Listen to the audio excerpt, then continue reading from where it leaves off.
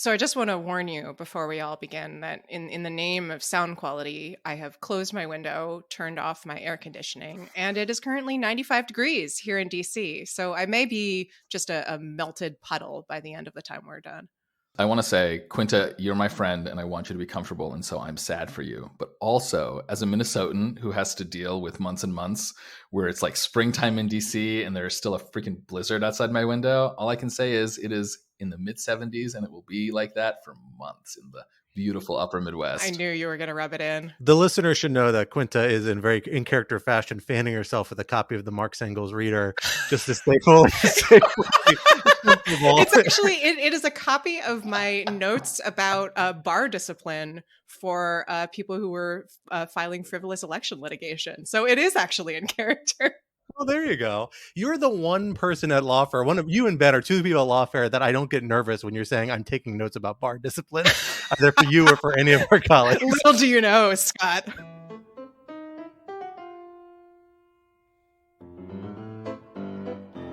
Hello, everyone. Welcome to Rational Security 2.0, aka Rational Security Reasons in Paradise.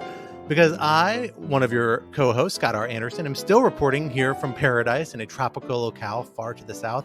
But my other co-hosts, Quinta Jurecic. Hello. And Alan Rosenstein. Hello, hello. Are not quite so lucky, stuck in their home offices, fighting back against the summer heat of Washington, D.C. and the summer, probably just absolutely gorgeous, of Minnesota. Is that right, Alan? Absolutely lovely. Just the best. Summer has finally come, and summer is just the most amazing 4 months of the year here. This is those 6 days where Minnesotans get to wear their swimsuits on occasion. Is that right? Exactly. Where we come out as kind of the pale ghosts that we are and just try to soak up all the vitamin D for the year. Oh, I'm jealous. It sounds lovely there. I have to say, while I am in Florida and it's been very warm, it is actually a delightful mid 80s here today, and almost perfect weather if I hadn't had to spend the whole day inside working. But hopefully that bodes well for the rest of my week. But Quinta, you are truly in the thick of it. You are in the midst of our nation's capital, most nation's capitally Washington, D.C. of activities, which is a true summer morass. Is that right? It is the worst, I'm comfortable saying. And I will say I grew up in New Jersey. I'm used to the humid mid-Atlantic mosquito-y summer. And when I moved to DC, I thought it's just a couple degrees of latitude. How bad could it be? Turns out, makes a difference. It is so much worse. I hate it. So I'm just going to be complaining about this endlessly until like mid-October. New Yorkers need to hear that, because I feel like when I lived in New York briefly and people I know from New York complain so much about the New York summers, and I'm like, you just haven't experienced a DC it's summer. Those additional degrees. And the bowl of humidity, like the 100-degree humidity. I say this as a native Washingtonian who loves my hometown, but my God, the summers can get real bad. But we don't have the beautiful scent of garbage. Exactly. That's what I was going to say. The heat island effect and the large pile of, fermenting garbage. Oh, to trash. Exactly. We know how to, take out garbage in DC. Is less of an issue. And the metro, the DC metro stations are air conditioned, whereas the New York City subway is not air conditioned. The stations are, and that's a big problem. They are also occasionally on fire here in Washington, D.C., though, so we do have to balance that out a little bit from time to time. But that's okay. Not this summer so far, fingers crossed. Just turn the air conditioning up. It'll blow it out. It'll be fine. There you go. They're on fire in all American cities. We don't do mass transit well, but that's a different podcast discussion. That's next week's topic. Well, as you can tell from the fact that we quickly divert into a conversation about the weather, it is just the three of us here this week. No hosts have come open up new topics for us because it's a little vacation mode. Everybody's coming and traveling today, the day after Memorial Day weekend, and we're excited to get a little vacation space to stretch and ramble on a little longer with just the three of us as we dig into some very important topics into what we are calling in honor of Quinta's current state of being, the Washington Meltdown edition of here at Rational Security. So our three topic for the week, the first one, a very serious one, our gun epidemic. Last week's horrifying school shooting in Uvalde, Texas, is only the latest high-profile incident in a wave of gun violence that is sweeping the United States. But most experts maintain that there is almost no chance Congress will pursue any serious substantive response in the near future. Why do guns play such a central role in American culture, and how do we make progress on combating gun violence in spite of it? Topic 2. Finland and Sweden and Borgen NATO, så Erdogan nido torgen de bevorgen. Bork, bork, bork. To all our Swedish listeners. Apologies to our so Swedish sorry. listeners. We love you so sorry. much. So much, but sometimes, you just have to go with the Swedish chef reference. Sweden is moving closer to every day to joining NATO, as is its neighbor Finland. If, that is, their applications are not derailed by Turkish President Erdogan or another objector within the alliance. What are the pros and cons of NATO expansion in these cases, and where should it go next, if anywhere? Topic 3. Revenge is a dish best served covered in a tacky amount of gold. Former President Trump's revenge campaign against Republicans who openly accepted his defeat in the 2020 election ran aground in the state of Georgia last week, as a slate of Trump-backed candidates lost in Republican primaries to the incumbents who certified his election loss. Next on his target list appears to be Representative Liz Cheney, who is facing a hard primary fight in Wyoming. What should we make of this campaign, and what might it mean for the future of rule of law and election security in the next election? For our first topic, Quinta, let me hand it over to you. On Tuesday of last week, as I'm sure listeners have seen, a gunman attacked an elementary school in Uvalde, Texas, killing 19 children and 2 teachers before he himself died. I think that the incident is obviously one of many mass shootings in America and came only very briefly after the mass shooting in Buffalo, targeting a supermarket in a majority Black area of town. I will say that I personally was in the middle of recording a podcast about the Buffalo shooting when news of the Uvalde shooting broke.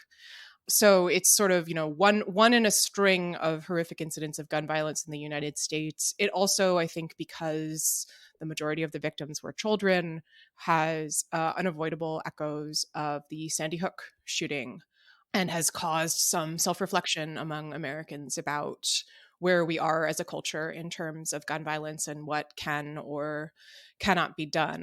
It's also important to keep in mind, I think a lot of the outrage has also stemmed from sort of evolving reports about the role of Uvalde police in failing to prevent the shooting. It seems like police essentially didn't enter the school and held back from entering the classroom where the shooter was for quite a long time, which I think raises some other questions about the role of police here, the role of interventions that are supposed to prevent this kind of gun violence, short of restricting access to guns more broadly.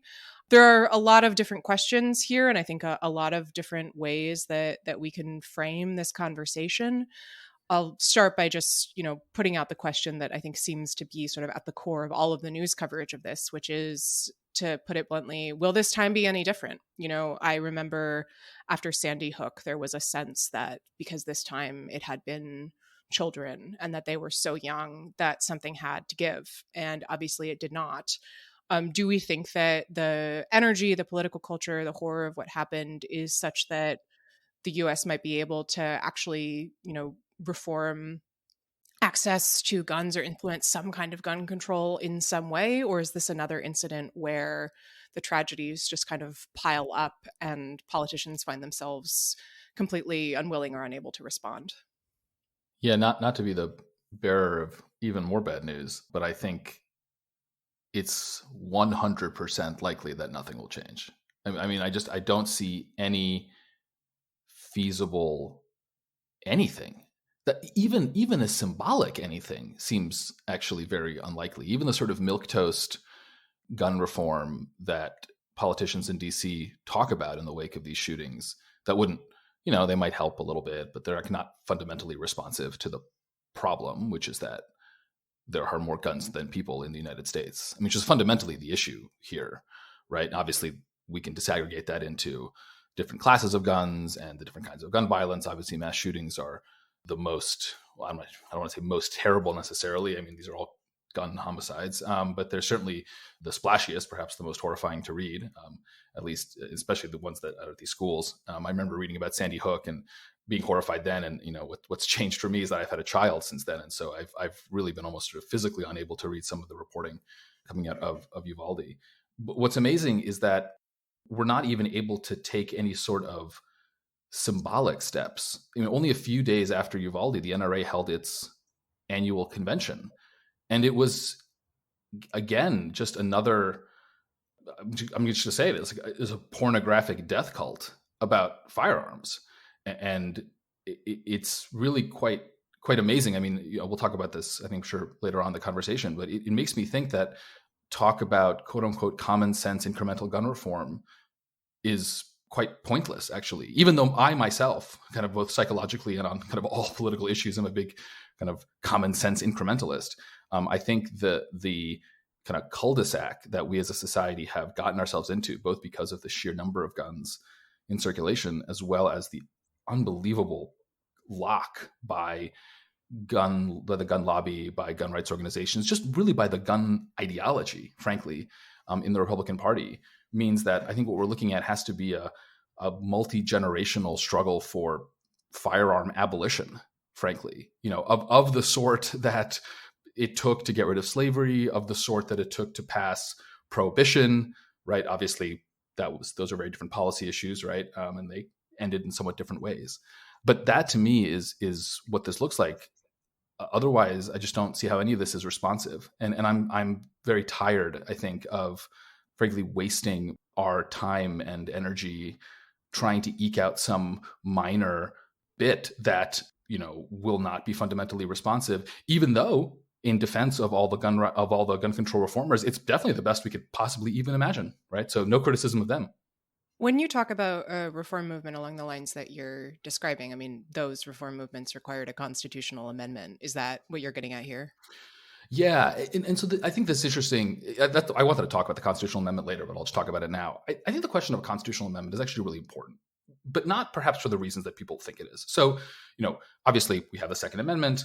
What the Second Amendment specifically meant was up for debate for a long time. Then in the famous Heller decision, the Supreme Court held that the Second Amendment is not just about the importance of guns for well-regulated militias, but it actually created an individual right. And so in the sense of legal decisions limiting gun control, they all stem from that original reading, and some would argue, and I would agree with them, misreading of the Second Amendment. And that has led many to say, well, look, if we want policy to be responsive to this scourge, part of that has to involve repealing the Second Amendment, right? Or changing its interpretation by putting justices on the Supreme Court who will at some point overrule Heller, right? Which is sort of tantamount to the same thing. And as we see can be done, see, for example, the imminent overruling of Roe, right? So that kind of strategy can work over the long term. This was most, I think, famously made in an argument by former Justice John Paul Stevens in an op-ed that he wrote after he left the Supreme Court. Now, the response that has been made by folks like Larry Tribe, who's at Harvard Law School, is that A, we don't need to repeal the Second Amendment to meaningfully have gun control because it can just be interpreted in a more sane way. And two, it's actually a huge mistake to talk about repealing the Second Amendment because that plays right into the fears of gun rights proponents who are constantly opposing even the most minor of common sense gun reform with the argument that, well, it's just a bunch of liberals who are trying to take away your guns.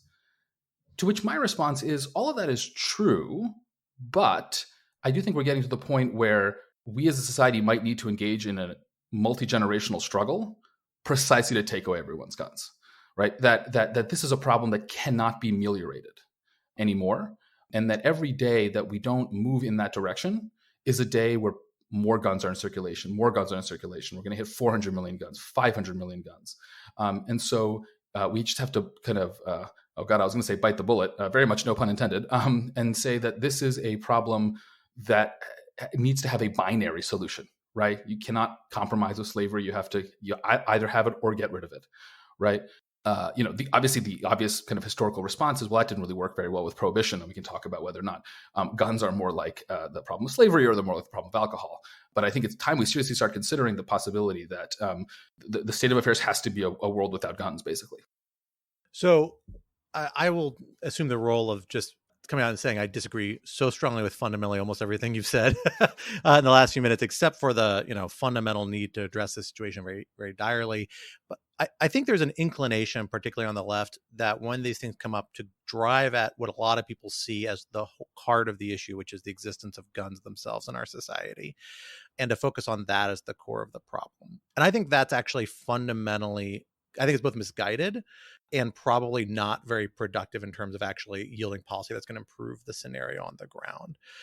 Misguided, I think firearms are at the heart of the problem. They are. They're certainly a tool that's used and the most frequently used and most effectively used to achieve this sort of violence. People talk about cars or knives or whatever. That's all nonsense. When people spit those talking points saying like the guns don't facilitate these things, they absolutely do. But to limit the ability of guns to facilitate these things, there's lots of gray steps before you get to abolition, which is the one that is both most constitutionally problematic and culturally difficult for folks to swallow and most likely to mobilize people in opposition to it. We have actually seen a huge number of legal measures installed, particularly at the state level, opening access to firearms, making firearms more available in ways that aren't constitutionally required by any stretch of the imagination. We actually saw an op-ed, I think just today or yesterday, by two former Supreme Court clerks, including Kate Shaw and John Bash, Republican for Justice Stevens and Justice Scalia, who were on opposite sides of the Heller case, make the point, which is 100% correct, which is that Heller actually expressly says all sorts of regulations of guns are entirely appropriate, and that we have seen states actually roll back a lot of those restrictions. Heller basically targeted the fact that you can't prohibit people from having at least access to a handgun or some access to a firearm for home defense in access of their own home. And now there's a case before the Supreme Court that basically tries to extend that principle to personal defense, saying you have a right to carry a firearm around. That doesn't necessarily extend to owning dozens of firearms. It doesn't extend to owning assault weapons. It doesn't extend to giving protection from liability for gun owners and gun manufacturers when they sell guns or manufacture guns or store guns in a way that is reckless and that results in those guns being able to reach out to commit different sorts of gun violence. And there's all sorts of areas where we can make progress and begin not play into the Republican and particularly the conservative pro-gun side of the Republican Party, which isn't the entirety of the party, but it's a good, big part, important part of it, to say, plays into the narrative that people are trying to take your guns away. And I really think that that is a place where Democrats have an opportunity, and it's an opportunity they've been wasting for the last 8 years, frankly, really since Sandy Hook, and before that too, where they have an opportunity to craft a narrative saying, we accept that there's, or at least we're not going to contest that there's space for a Second Amendment for people to own private guns, but there are lots of steps that we can take to regulate guns at least as much as we regulate cars, or at least as much as we regulate other tools that we accept are valid and may have a valid role in our society, but are dangerous and require certain safety measures. There are no constitutional, objections to most of those measures. People will come up with some, but at least Heller doesn't suggest that those actually exist out there. It's just a matter of political will. And I want to see a cultural fight. But I think the cultural revolution has to be around thinking about guns in a different way other than this binary fight as to whether they exist or not, because that's a fight that frankly conservatives have a hugely advantageous terrain on, and the pro-gun movement has an advantageous terrain both constitutionally and culturally through the development of the last 30 or 40 years. I think this is a moment where I'm cautiously optimistic that if they choose to do so, Democrats may have the opportunity to seize on saying, look, this is something that's affecting your communities in conservative parts of America. We can do things like set up red flag laws, like set up weighting limits, pushing the age of purchase to 21, little measures that we've seen some Republican states hint at and begin to move towards already in the last 3 or 4 years, where we've seen like a pretty dramatic spike in gun violence and particularly mass shootings. Now, will it get all the way to preventing these things? No, but it could reduce the incidence and stymie some of this really swelling tide of gun violence. The other thing I would also just think it's worth bearing in mind here is that mass shootings are the most horrible, most visible element of this. They're really a very small slice of gun violence. A lot of the gun violence is really prevalent in terms of like criminal activities, and whether or household incidents or suicide is a huge part of it. And those are things you have to get at through targeting things other than mass shooting. So having too much of a policy debate revolving around mass shooting doesn't really get at the heart of it. But I still don't think actually abolition gets at the heart of those things either. I think there's a lot of spectrum of gray you can get at that are more achievable, lower hanging fruit before you get that can have a real impact on even those policies or those outcomes through public policy. Yeah, I mean, I want to underline the point that you made about suicides, which I think is really important and sometimes can get lost. So for the last 2 years for which we have data, I think 2020 and 2019, a majority of gun deaths in the United States were suicides. It's 54% in 2020 and 60% in 2019. And I will say gun deaths by suicide are particularly harmful because they're more effective, frankly. It is less likely that you will survive a suicide attempt if you use a gun. And I do think that, I don't want to draw attention away from mass shootings, but I do think that it is worth thinking about the way that suicide interacts with this problem and the way that measures that can limit access to guns, even if they might not limit mass shootings. So, for example, trying to buy back semi-automatic weapons is not going to happen, but limiting access in some other ways could genuinely save a lot of people's lives, just because it's more difficult to take that step if you don't have access to a firearm. And I do think that is worth keeping in mind, even though, Alan, I think I may agree with you emotionally that sort of more in a cultural sense needs to be done. Quinta, your point about suicide is really important, not just because it is, in terms of pure numbers, the largest part of gun violence, but because I think it shows a problem with Scott's approach, which is, let's say that we could get some agreement around dealing with mass shootings, and specifically those sorts of weapons and those most deadly weapons, the assault rifles or the high capacity rifles, however you want to categorize them, that are the problem. Now, I don't think we can get agreement on that. I'll talk about that in a second. But let's say we even could. But that wouldn't actually be responsive to the problem of suicide, right? I mean, another tragedy here, again, not taking anything from Uvalde, is that we as a society only manage to express this sort of collective grief when you have these truly the most horrific situations. But what about the thousands and thousands and thousands of people who die because of gun violence by suicide, or because of, quote unquote, isolated homicide, right? We are completely incapable of any sort of policy around that. And so to me, this just shows the fact that the sort of policy solutions that are even notionally on the table are not responsive to the scope of the problem.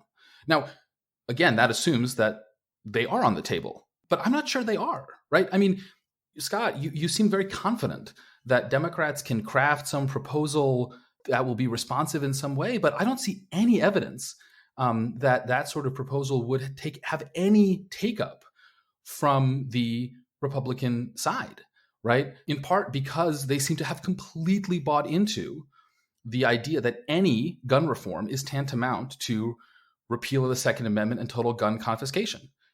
If they're going to think that, okay, then let's actually have that, because let's have that debate, because then we can actually solve the problem, right? Look, I am, again, by my nature, not a moralist. I am by my nature kind of a realpolitik, instrumentalist, incrementalist. I don't think you are, Alan. No. At no point over the course of this show have I ever been convinced of this. No. But that's my point, right? Like, as a general matter, I feel like I am totally in on that, right? And so if there was some compromise to be made with gun culture, right, that would actually meaningfully move the needle, I'd be happy to make it. So I'm totally with you on that, Scott. I just don't see any possible compromise. And so at this point, I think there just has to be a large national, quote unquote, conversation. It's going to be pretty unpleasant. It's going to be more like a large national fight about this. That's going to last for 20 or 30 years. But otherwise, what are we doing? So, I think we have to think about what sort of policy measures there seems to be space to build around here, not just in Republican Party talking points, but actually in terms of public opinion, right? Like, the dynamics around gun control tend to be that actual gun control measures are fairly popular when you pull them expressly, but they're not high priority. Most people don't really see the need for major gun regulation reform, except when you see these big high profile incidents where you see a spike in interest and it gets raised kind of as a priority among other policy measures among voters to say, okay, now we do want to do this, particularly when it's local to their community, which is why you do see responses to little things, whether it's banning no bump stocks after the Las Vegas shooting, whether it's Florida raising the age to purchase certain types of firearms after shooting there. We do see these small measures. I think they're mostly, a lot of them are symbolic, responding to political pressure, but there is a political pressure there and an appetite for those measures. What I would like to see do, and Democrats in particular do, is start to say, well, let's talk about these measures, right? Let's first make the case to the public that gun policy currently is a problem. Maybe guns as a whole, there's something that you are something either we can't do away with or we shouldn't do away with. People feel differently about that. But how we approach them now is a problem. And this is what we've actually seen work in the auto industry, right? We have a lot of policies specifically saying, look, automobiles are manufactured in a way that aren't as safe as they should be. We need to have basic rules about how people access them, how they're handled, and that people need to be trained in how to do it responsibly. And that has actually that's a big reason why firearms are now a higher, more common cause of death among children in America, I believe was a statistic as of 2018 or 2019, than automobiles. Part of it is because firearms are becoming more prevalent. Gun violence is becoming more prevalent.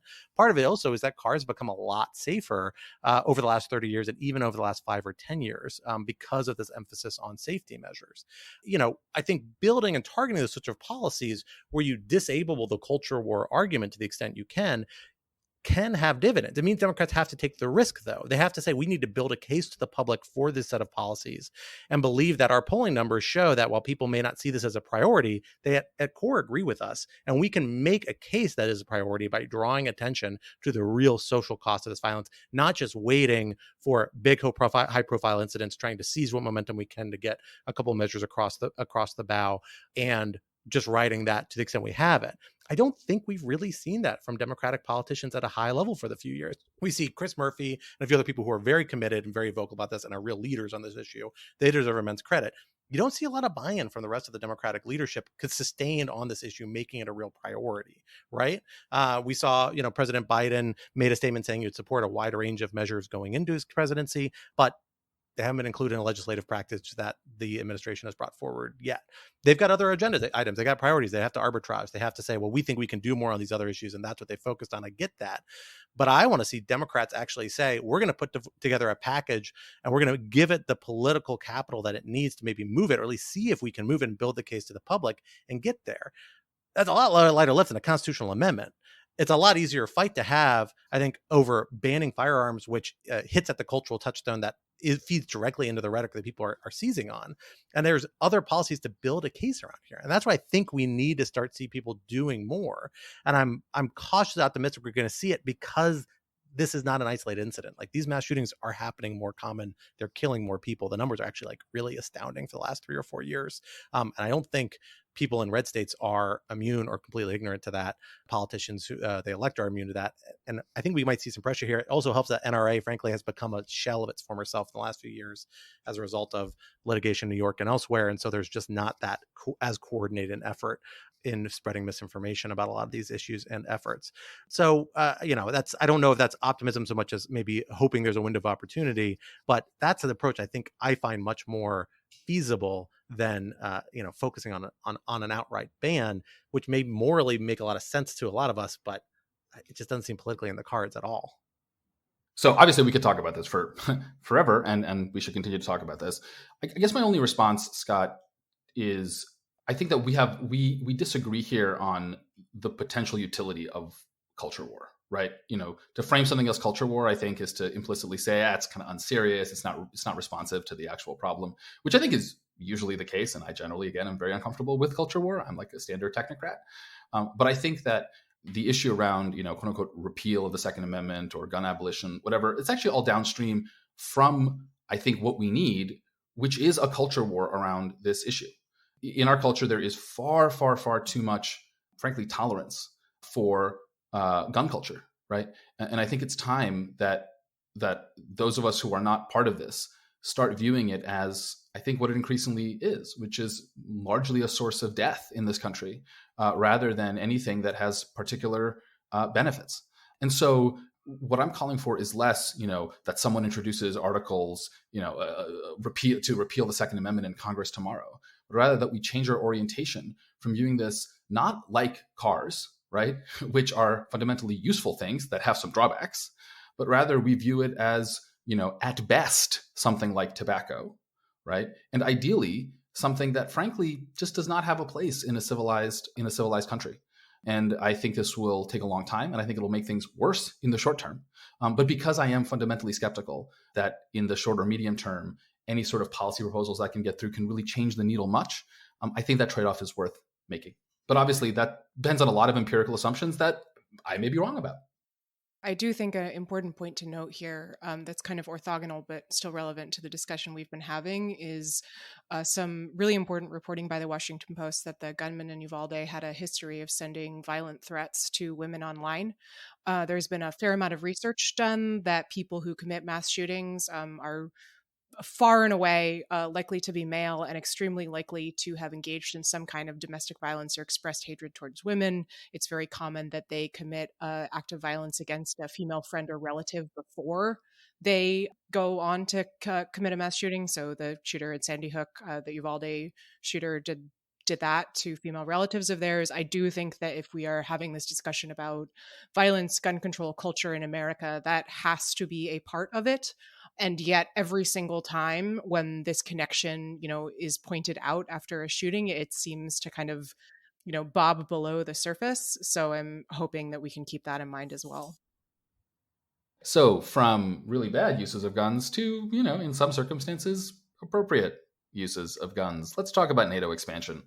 One of the ironies of Russia's war in Ukraine is that despite all the talk from Russia and some of its apologists about how really this is all the West's fault and really this is NATO's fault, and the whole point for Vladimir Putin is that he needs a sphere of defensibility around his borders, it does seem like one of the major geostrategic implications of the war is that Vladimir Putin is about to make his NATO problem so much worse.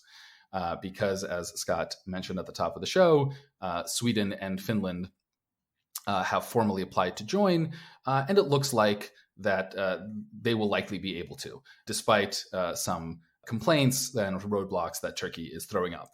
And we can talk about the nature of those and how to deal with them a little bit later. So the great conclusion here is that Vladimir Putin's failed attempt to invade Ukraine is going to end up with the NATO's border with Russia increasing by about 850 miles, which is, of course, the length of Finland's very long border with Russia. Strategic genius indeed. So I want to start with the specific, with the NATO expansion part before we get to the potential Turkish issue with that. And so I want to start with you, Scott, and ask, this may be a dumb question, but is Sweden and Finland's request to join NATO just really as simple as it is, a straightforward result of Russia's aggression in Ukraine? And if so, why to them is NATO membership so important all of a sudden after many decades of refusal on their part to join NATO, despite having, when it comes to sort of informal cooperation, pretty close cooperation with NATO to this point? I think it's a good question, but I don't think there's much doubt that this is very much a one-to-one consequence of Russia's invasion of Ukraine, this formal step. The reason why this is a step that they're taking now, and how much it makes a difference, I think relates to actually a point that Russia has made in its efforts to downplay the step, which is that, Finland and Sweden have always been close to NATO. They have military cooperation, military relationships. And so there is an effort to, there's always been this idea that, well, they're kind of in the NATO camp, even if they're not actually like members of NATO. There are certain limitations that puts on the level of coordination, where, the extent you're going to station NATO troops, things like that. But it wasn't necessarily prohibitive. A lot of it was just about the Swedish and Finnish domestic political appetite. And that's what I really think has changed here, is that the experience of Ukraine has demonstrated to the Finnish and Swedish people that no, actually membership in NATO makes sense. There's a risk that that's going to limit our relationship with Russia, potentially risk aggravating a little bit Russia, but whatever marginal risk that may be, Russia poses a big enough threat anyway without that provocation that it's worth having the insurance. And particularly, I think at this point is that Russia's invasion of Ukraine has really operationalized the new NATO line in a way. Like, it is the fact that states like Poland are a member of NATO, why Russia will not take action against Ukrainian supporters or efforts there, right? I think it would be a lot messier situation, or is a lot messier situation for those other states where Moldova and other states are concerned about Russia taking action against them because they are like not necessarily in that right line. And so, all of a sudden being a member of NATO is a big difference because it means you're underneath the very clear security umbrella that Biden himself has laid out and NATO leadership has laid out, saying if it's a NATO state, we are going to bat 100% Russia. Don't have a doubt about it. And we're positioning ourselves to do that more effectively than we have in the past. But now not being under that umbrella is a much starker situation than it looked like it was before February. And I think that's what's really driving this choice on their part.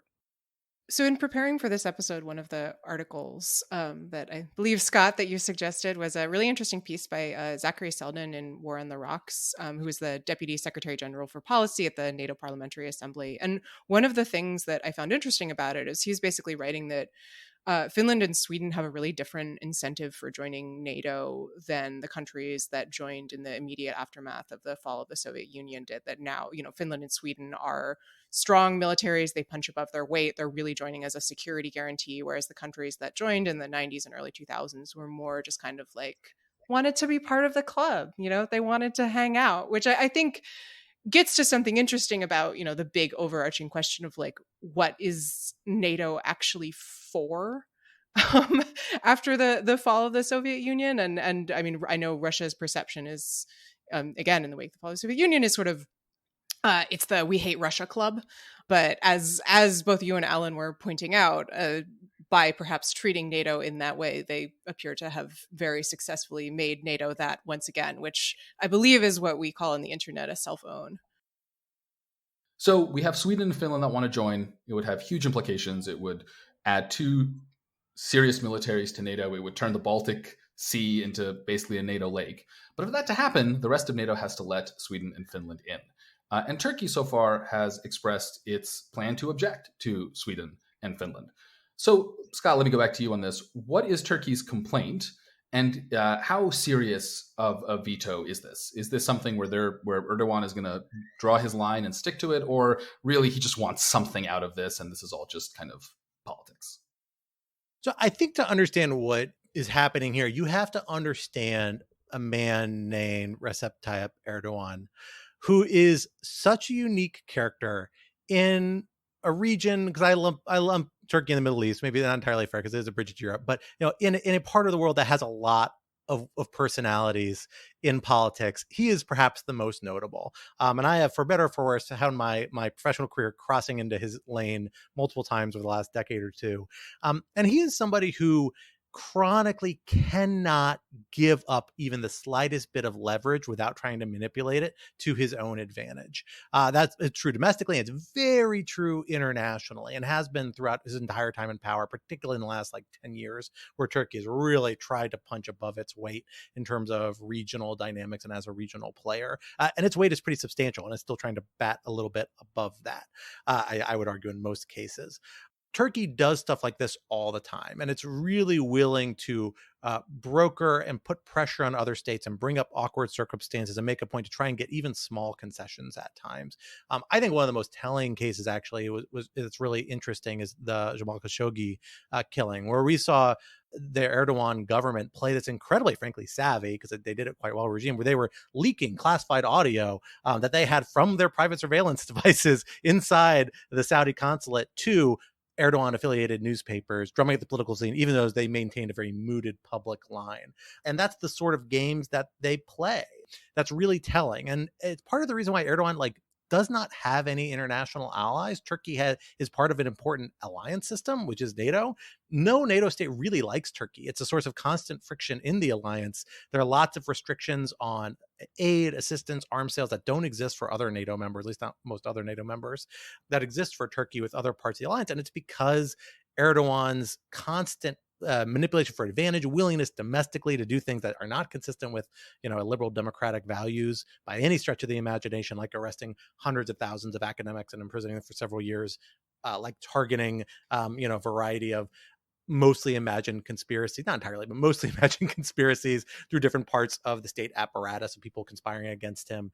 So, it is a really, really notable, this is not entirely surprising. I actually had the thought, and I wish I had tweeted it at the time when we started talking about NATO enlargement, it's I wonder what Erdogan is going to do with this. Because he does have just this kind of unique voice in this role because of the unanimous consent requirement. What he seems to be bargaining for, and there's an op-ed he actually personally penned in The Economist that came out just yesterday, yesterday, I think, or yesterday when we're recording, Monday for when you're listening, where he basically ties it all back to what he's describing as Swedish and Finnish support for, although I think that's probably overstating it, the PKK, which is a Kurdish nationalist movement in the east of the country, close cultural, historical, and ideological ties. They described a very interesting ideology. We can say that for another segment later. That's super interesting to read about. But that ties with the YPG in Syria, which are forces that the United States has been allied with against the Islamic State, and now still backs as they kind of control a part of Syria, even as Turkey has invaded Syria, more or less really just to take territory away from them and push them away from the Turkish border. Turkey has had this kind of obsession with this group for many years. They face a legitimate security concern. The group has, committed acts of terrorism. The United States has them labeled as a terrorist group. The UK government does. I believe the European Union does. I could be wrong about that, but I think they do. But at the same time, they also are involved with a lot of political activities that people sympathize with, and the YPG and Syrian Kurdish movement that's nominally separate by some accounts, but most people accept they're actually pretty closely related, has done a lot to rehabilitate their international image.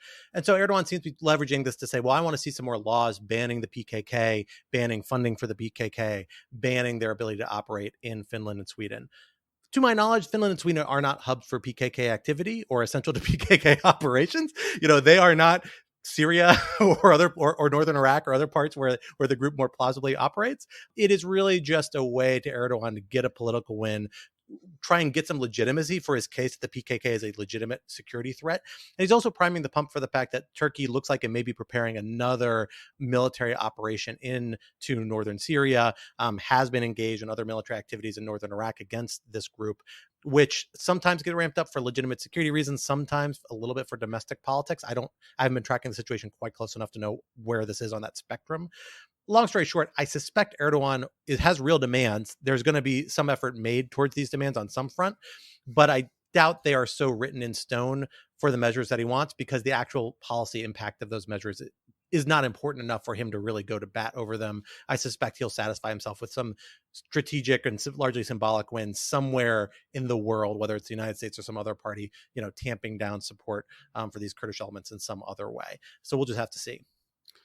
Yeah, just to follow up on that also seems to be my read of at least what the kind of NATO experts and Turkey experts are saying. And that's, I guess, a good thing, all things considered, because it is really important if Sweden and Finland want to be in NATO to get them into NATO.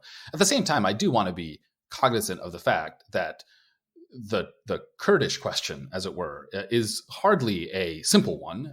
And the Kurds have a lot of good arguments on their side. And it would be a shame if this ended, and maybe this is just the way that international realpolitik sometimes ends. But it would be a shame if this ended with the selling out of the Kurds, who are a people and have a language and a history and are in a very difficult position, not having their own state and have not been treated particularly well by Turkey, even if Turkey, and Erdogan in particular, has its own legitimate concerns about the Kurds. So, if in the end the international community has to again sell out the Kurds a little bit for this, maybe that's worth doing in the unpleasant politics of international relations. But I do think it's worth flagging that as a very unfortunate feature of what is a good thing overall in the expansion of NATO.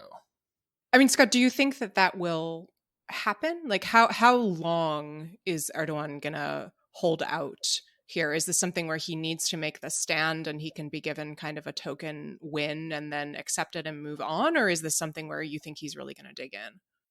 I kind of suspect there's going to be a token win and he's going to have to move on. The big point of tension with Turkey relationship with the rest of NATO up till now has actually been Turkey's relationship with Russia, right? Over buying different types of military technology. That relationship just got way more complicated in the last few months. Turkey's idea that it could play itself off of NATO by leaning towards Russia and trying to build a relationship on both ends and get a little leverage over both. It's like a very classic kind of Erdogan move, at least in my view, although there are better Erdogan watchers out there. Nick Danforth, I love on this particular issue, among others. It's worth keeping an eye on, but my sense is that he doesn't actually have as much leverage as he thinks in this situation, because the broader geostrategic picture for Turkey has gotten a lot rougher, because Russia is just not going to be a feasible ally for it if it wants to continue being on the right side of U.S. sanctions, U.S. export controls, allied sanctions, what might be like the next 10 to 20 years of history, because those sanctions are no signs of them going away. And most United States and its allies have strongly suggested that they're staying in place even after the Ukraine conflict tamps down or becomes more constrained, or at least big aspects of them, particularly in the military sector, which is what Turkey was leaning on. So I kind of suspect they're going to have to accept some symbolic nod to some extent and get a win. Alan, I think your point's really well taken regarding the Kurdish situation generally, particularly historically. Anybody who's studied the region or spent time in Iraq and these countries, I think you end up with a lot of sympathy for the Kurds. Although it's worth also bearing in mind the Kurds are not like unitary actors. The PKK is different from, nominally different from Syrian Kurds, like a little bit of a doubt about how much difference there is there. They actually are very different from the KDP and dominant parties in northern Iraq that have played kind of the leading role in Iraqi Kurdish relations. There's different sort of Kurdish movements all throughout Kurdistan, meaning the areas where Kurdish peoples live in Iran, Turkey, Syria, Iraq. So it's a historical movement that it's people tend to talk about the Kurds as if it's one movement, and that's just not the case. And in particular, it's worth noting, like, the PKK has kind of nationalist ideas, the YPG does, but the YPG has come out and said, we actually don't want to secede from Syria. They've very much said we're trying to stay part of the Syrian state. We just want greater regional autonomy. And so it's a muddier picture on a lot of different fronts in that regard. I suspect, again, like, we'll see some measures that are more about underscoring the fact that they are still terrorist elements, which is still the United States, UK, and I believe EU positions, and that warrants some action against them so long as they keep engaging in activity. And Turkey will be able to cite that to say, and this is why we have to go, take these actions against the PKK. But the United States still backs the YPG in Syria. There's no signs of that changing. I doubt that's going to change anytime soon, in part because of the dynamics you've described. And so I think Erdogan probably came into this knowing that the wins he's going to get are pretty nominal, and he's just trying to get some low-hanging fruit while he has the opportunity. Speaking of opportunistic politicians, let us turn back to our famous opportunistic politician here in the United States, former President Donald Trump, who has been engaging in a something of a slash and burn revenge campaign throughout the Republican Party, supporting, funding, coming out and endorsing candidates in a variety of GOP primaries, trying to displace many of the Republican politicians. And there weren't that many, but those Republican politicians who played a role in either confirming the results of the 2020 election that former President Donald Trump lost, or essentially being willing to support coming out and saying that the president lost it in public statements, or in some cases, like with Representative Liz Cheney, actually participating in and supporting the January 6th commission that's investigating the actions that happened around the Capitol insurrection, including President Trump's role in them and the role of his supporters and close advisors. But this effort ran aground this past week in the state of Georgia, much like President Trump's 2020 presidential campaign itself, where we saw 3 statewide officials, Republican officials, who played a role in confirming that Georgia had in fact gone for President Biden in 2020, all fairly comfortably defeat their Trump-backed opponents, in the case of Governor Brian Kemp, by a margin of, I think, close to 50%, maybe over 50% in the final polls. I have to go back and check the final numbers, but by an extremely comfortable margin. So it raises this question to say, well, what is Trump's grasp on the Republican Party? What are its limits? And how does he choose to use that influence moving forward? It seems almost certain that his next big target in this revenge effort is going to be Representative Liz Cheney, who is playing a leading role in the January 6th commission, has been outspoken about Donald Trump being a threat to democracy, and the fact that Republicans should be opposing him for that reason, even though she has a very, very strong, solidly conservative, very conservative voting record as a member of Congress.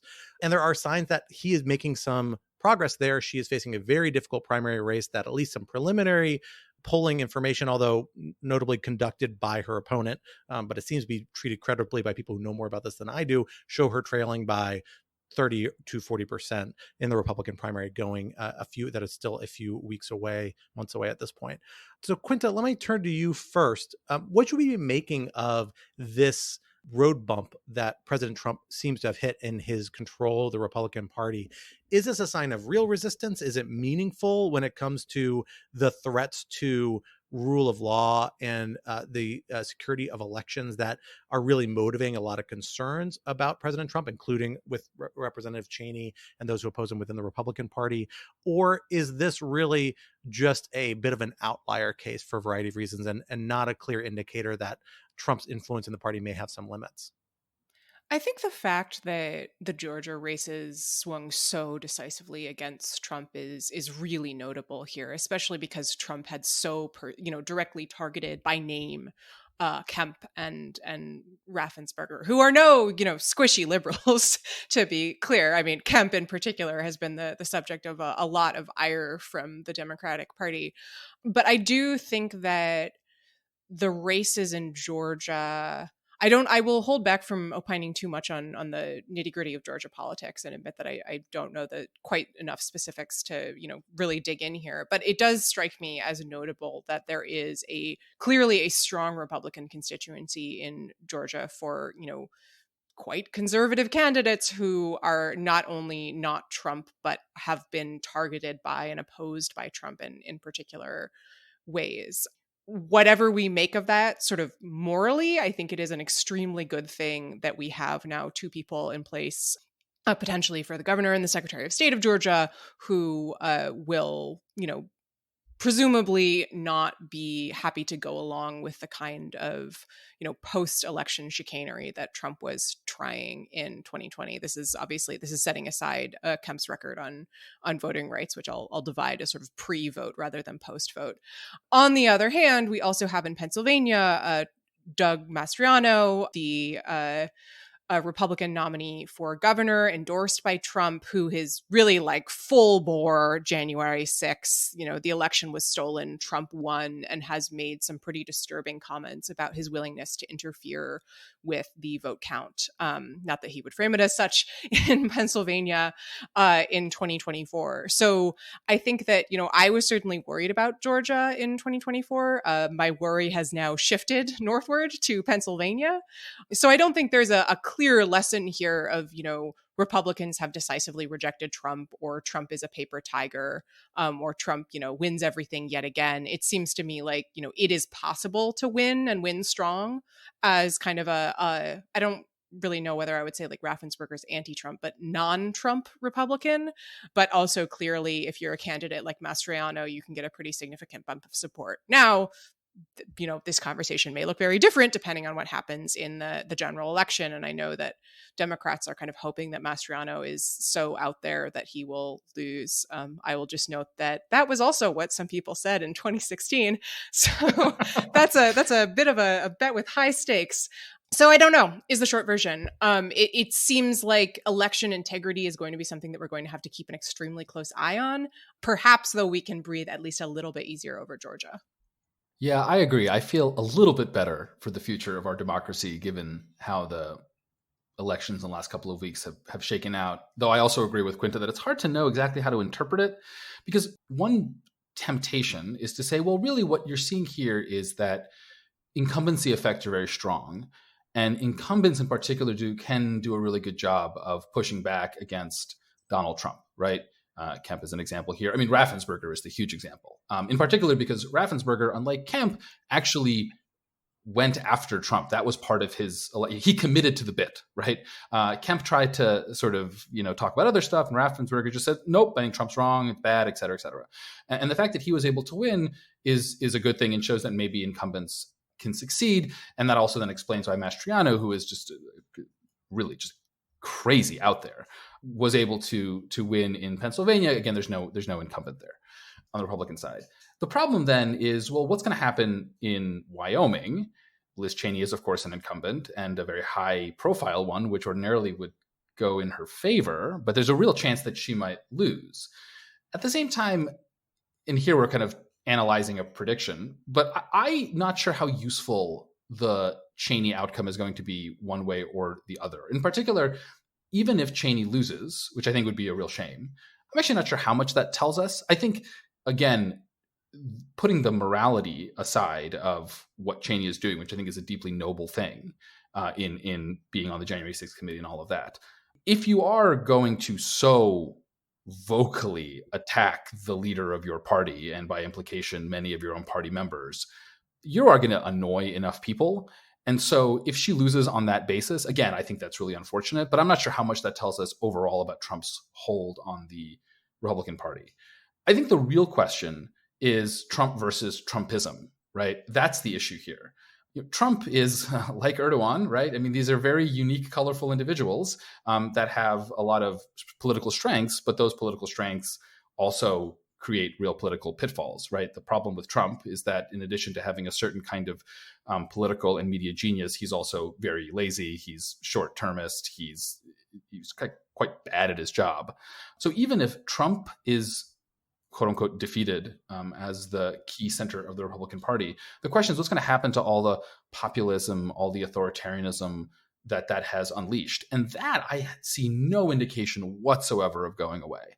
And here, I mean, Exhibit A, I think just has to be Florida, right? And obviously we haven't had any elections there recently, but DeSantis's control over Florida politics, the actions he's taken recently, the kind of more Trumpy than Trump, in particular, more competent Trumpism that DeSantis is showing, what some have called the Orbanization of Florida, right after Hungary's Viktor Orban, I think suggests that while it's fun to watch Trump lose in his endorsements, that shouldn't give us too much confidence that the Republican Party is healing from its dalliance, or in some cases, outright embrace of right-wing populist authoritarianism.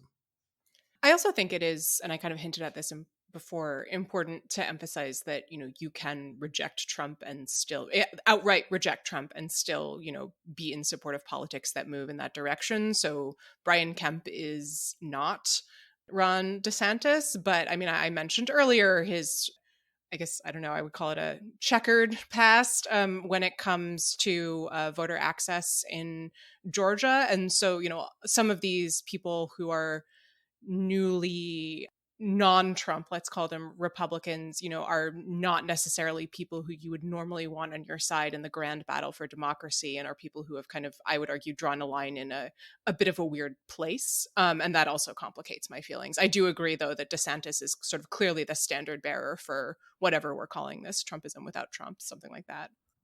What I think is interesting about this is that this goes back to what has been a point of frustration for me with a lot of anti-Trump Republicans, which is that they keep resigning and they keep leaving, meaning there's no one on the stage next to the pro-Trump or Trump-leaning candidate to argue the alternative position. And here it gives me 3 candidates who did not do that, and a won. And I think that's actually a really, really, really important symbolic step to come out and say, hey, look, we can, with various stripes and various approaches, Kemp really didn't take Trump as squarely. Raffensperger did, as you guys have already mentioned. But nonetheless, you can be a candidate who at least leans more strongly towards rule of law and sound elections and the democratic process, and still have space in the Republican Party with Republican voters. And I think that's actually a really important message to send. I mean, I don't think politicians, particularly members of Congress, I mean, the House of Representatives in particular, are super independent thinkers, frankly, a lot of time when it comes to politics. They're trying to read the tea leaves in their districts and nationally with fundraisers, with elites that kind of guide money towards them and guide other sorts of support, media support towards them. And so there's just big, strong herd effects around a lot of issues. And showing that the tide may be ebbing a little bit in a very public way, I think is really important. Another question I have for Liz Cheney is, I wonder what happens if she does lose, which it looks very likely right now. It looks like she's going to lose the Republican primary. There's a lot of talks about, maybe Democrats will come over because they defeated a state law measure that would have prevented Democrats from coming and switching to vote in the Republican primary, or GOP primary. But now now that that bill was defeated, Democrats will be able to do that. But it doesn't look like there's enough of them to really sway the election if the margins are anything like what this internal polling suggests. But Liz Cheney is like Dick Cheney's daughter. She has a very, very high public profile in Wyoming, a long history from a political family there. Question I have is she a Lisa Murkowski type that could stand as an independent? And I think she might be, especially if she's got a national profile to pull in the fundraising dollars that she has. I just don't know, how much of the Republican primary base reflects the electorate there. But it strikes me that if there is a possibility there, and certainly she seems to have the pedigree, the historical roots, the regional ties that a lot of other candidates don't to make that more feasible, then picking a fight with her like this could be a little bit of a Pyrrhic victory if you lose the GOP primary only to face a really, really tight even fight within a state that is just so soundly Republican. But it's a possibility. And I hope, frankly, she goes to the mat, as she seems inclined to do, to fight this every inch of the way, because you have to have this fight out in the political sphere, in the arena with these people if you're going to get anywhere. And that fight falls to Republicans right now because the fight's happening in your party. I hope you're right. I will say about whether your point about whether or not this kind of opens the door for anti-Trump Republicans to try to hold on to office rather than resigning. I think another factor that is also really important is the threats and harassment that people get. So I don't know if there's been any reporting about this on Kemp, but Raffensperger, for example, there's been plenty of reporting about just the really astonishing wave of death threats he got after the 2020 election. There's been reporting about Republican members of Congress holding back and resigning because they couldn't take just the waves and waves of threats from pro-Trump constituents who were angry at them for not backing the president enough. So one aspect of this is, can you win? And obviously I would imagine for, professional politicians, that's quite important. But another aspect is, do you want to stay in this role knowing how unbelievably awful it is going to be for you and for your family? And I think that gets to the other aspect of the problem, which is sort of, what do you do with a constituency that's going to hate you? Even if Trump no longer holds quite as much sway over the Republican Party, you still do have his voters. Well, folks, we are going to have to leave the conversation there for this week, but this would not be Rational Security if we did not leave you with some object lessons to ponder in the days to come. Alan, let me hand it over to you to get us started. So, Memorial Day, the start of summer, I like to start it with a big barbecue. And so I cooked 20 pounds of pork shoulder, low and slow style yesterday. It was delicious. But the object lesson I have is not that, it's the tool that I used, which is something called the Slow and Sear. It's an insert for a Weber kettle. I used it initially on my 22-inch Weber kettle before I upgraded to my bigger Weber kettle, but it works on both. And it basically it stacks your charcoal in kind of one zone, and then it has a water pan that you fill with water so as to regulate your temps at the low and slow kind of 225 to 275. You add a couple of pieces of wood in it. It makes kind of like legitimate 8-hour, 10-hour smoking adventures much more feasible. And I will say, as a Jewish boy from Long Island, I did not grow up in Southern barbecue culture, but I love it so very much. And so the moment I bought a house, the first thing I did was we bought some patio furniture, and I bought a Weber kettle, and I bought this thing because I wanted to teach myself how to do like legitimate barbecue, and it is amazing. It has been so much fun to play with the last couple of years. I'm going to buy a pellet smoker at some point, which is kind of the next level. But for the moment, for $150, you can get this insert. It's amazing. If you want Slow and Sear, if you're out there and you want to advertise, I will happily shill for you. You have totally changed my barbecue life. So that's my object lesson. Pick one up and pick up a Weber kettle and enjoy amazing, amazing barbecue. Better than anything you can get at a restaurant, honestly, unless you live in, Texas. You can do it at home. This is Alan desperately trying to make up for that whole take the guns away. It's part of this conversation earlier. I never said I don't like, I don't like some cultures. I love other cultures. I love barbecue culture. Just don't bring a gun to my barbecue. I think we're going to have a lot of grill talk coming up as we hit the summer months, because I've been having a lot of fun with the grill here on vacation. I'm going to tell you a secret for your vegetarian listeners out there. It's coming to you in a couple of weeks. I'm still working on a few techniques, but grill pizza, it's amazing. I got to break it back, my grill pizza techniques back out. First time this past week. It went great. I'm looking forward to sharing it with you, but that's not my object lesson. Quinta, I'll turn over to you next for yours. So from the barbecue to the dishes you use to eat the barbecue, I have an extremely stupid object lesson because it was a terrible week, and I'm going to share something that gave me a small amount of joy. When moving recently, I displaced one of my prized possessions, which is the little magnet I had on the front of my dishwasher that says clean and dirty on it. And you can rotate the magnet to tell you whether the dishwasher is clean and dirty. And I was very sad that I had misplaced it and went to purchase another and discovered just a truly excellent Amazon review that I am now going to give you a dramatic reading of.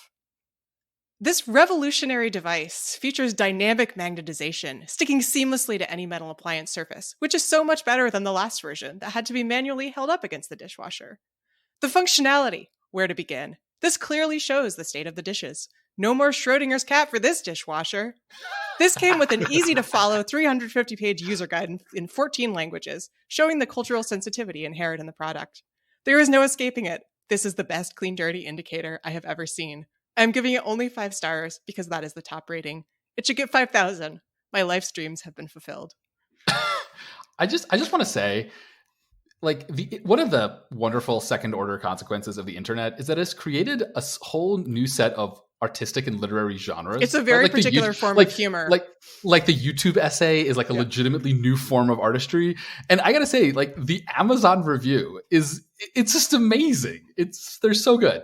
There needs to be a book. I feel like Amazon are the people to do it. Pulling these things together. What would the review of the Amazon book of Amazon reviews? You get this. It's a nice hermeneutic cycle. Yeah. But I do recommend getting one of those magnets for your dishwasher. Makes a difference. I have one of those magnets, or I did in my old condo when I had a roommate, not a wife. But now I'm the only one who does dishes, so I know what the state of them is, for better or for worse. Well, for my object lesson, I have a quiz for you two first. Does the name Matt Martigan mean anything to you? Absolutely. Sounds not. Italian. Do you know what a Nelwyn is? What? It's a drag. It feels dragony to me. A what? Does the sentence "only a real sorcerer can use it, not a stupid peck like you" make your blood boil? What is happening? I'm lost. If not, I liked fantasy literature as a child.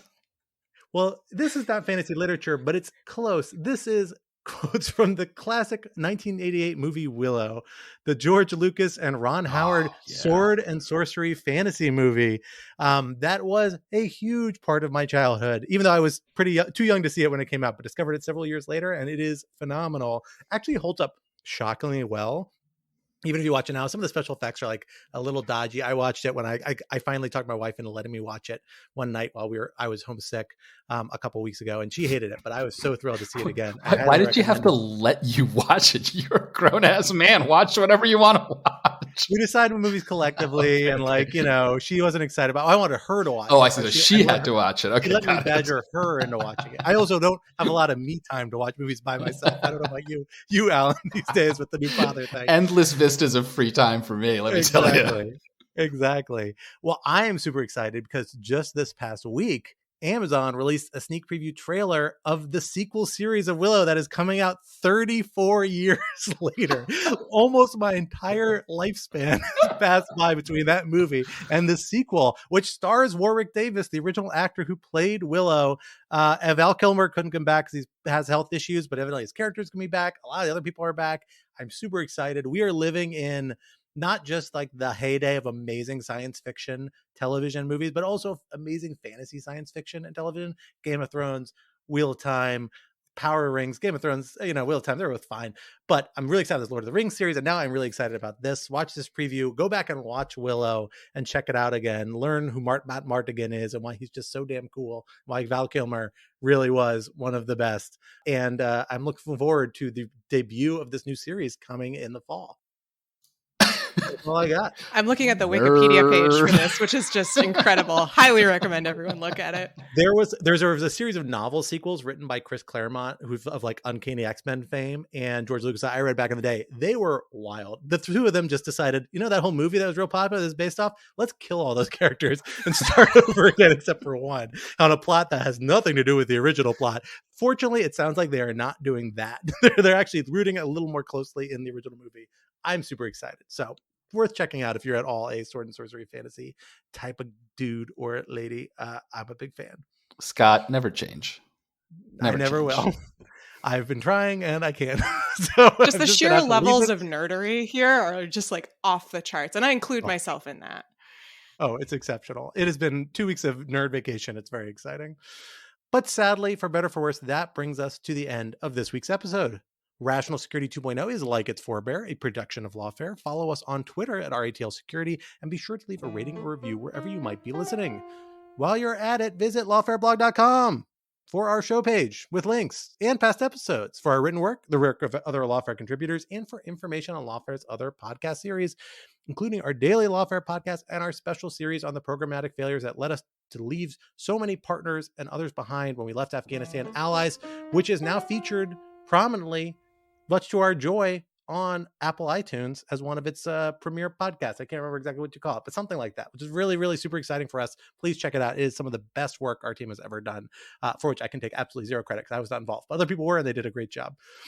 Be sure to sign up to become a material supporter of Lawfare on Patreon for an ad-free version of this podcast and other special benefits. Our audio engineer and producer this week was Kara Schillen of Goat Rodeo, and our music, as always, was performed by Sophia Yan. And we are once again edited by the wonderful Jen Patcha Howell. On behalf of my co-host Quinton Allen, I am Scott R. Anderson, and we will talk to you next week. Until then, goodbye.